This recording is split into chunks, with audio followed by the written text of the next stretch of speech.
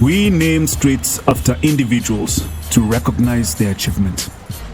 In our capital city, Nairobi, we may know the name of the street, but how well do we know the stories and achievements behind the names? Join us as we explore the select individuals that we honor for their role in our nation's history. We remember them in our street names.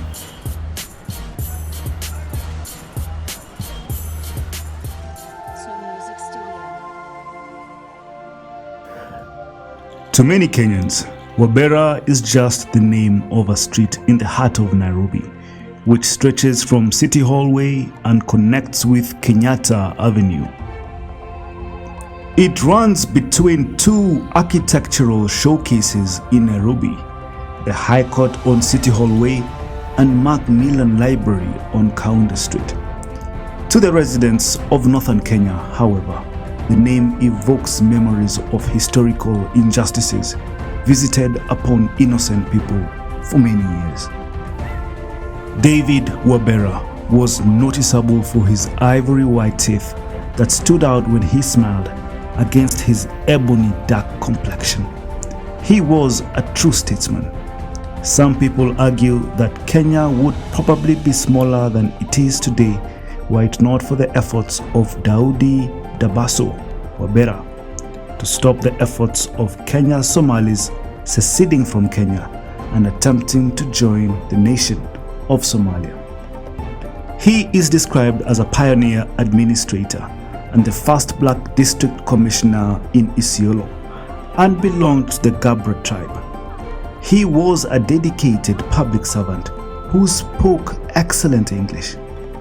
He got on well with different people regardless of their class, race, and religious affiliation.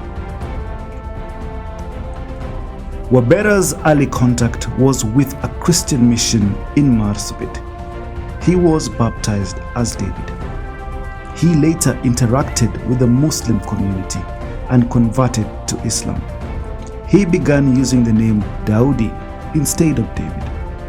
He was employed as an assistant district clerk in Marsabit, his home district, in 1946. He was, however, not comfortable working in his home district. Being a government employee with most of his extended family around him, there were endless demands for financial assistance. Yet, he had a wife and 6 children to provide for. To ease the pressure, he sought a transfer, and he was sent to Wajir. Later, he was promoted to district officer in 1956 and stationed in Malindi.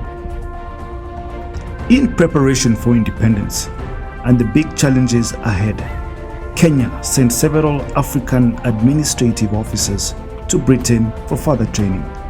Wabera was one of the lucky ones, chosen to be trained as an administrator in Cambridge, the United Kingdom. At this time, the mood in the country was euphoric. Kenya was on its final step towards throwing off the colonial yoke. And the new crop of African leaders, led by Jomo Kenyatta and Oginga Odinga, were on the front line driving Kenya into the community of nations. Whereas most Kenyans were eager to see the colonial flag going down and the Kenyan flag going up, the residents of northern Kenya were jittery. Kenyan Somalis felt they were wrongly partitioned to belong to Kenya and separated from the natural homeland of Somalia. They had no idea what the new state had in store for them. Their uncertainty was escalated by the fresh memories of a failed attempt to secede from Kenya a few months earlier in 1962.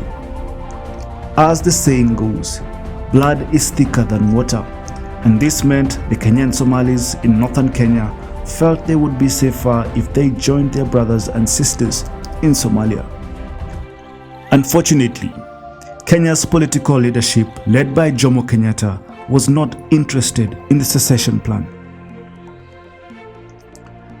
This secession attempt had come after the Kenya government had just won a referendum called to determine whether the region was to remain in Kenya or to be allied to Mogadishu.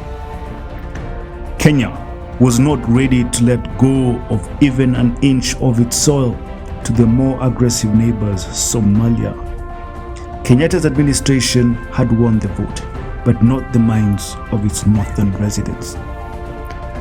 In an attempt to win over the minds and hearts of the skeptical Kenyan Somalis in the northern frontier, Jomo Kenyatta, the Prime Minister of Kenya, posted Daudi Dabaso Wabera as a district commissioner to Isiolo in January 1963.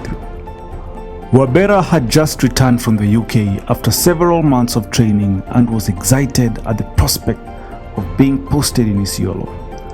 His role was to hold a series of meetings and convince as many Kenyan Somalis as possible that all would be well under the new regime. He was to assure them that they would remain protected in Kenya. However, as the date of Kenya's independence drew nearer, some British colonial administrators were unhappy with the progress Kenya was making and were determined to sow seeds of discord among her people. They had backed the smaller Kenya African Democratic Union Party, KADU, led by the late Ronald Ngala and Daniel Arap Moi in a maneuver to pit big tribes against smaller ones.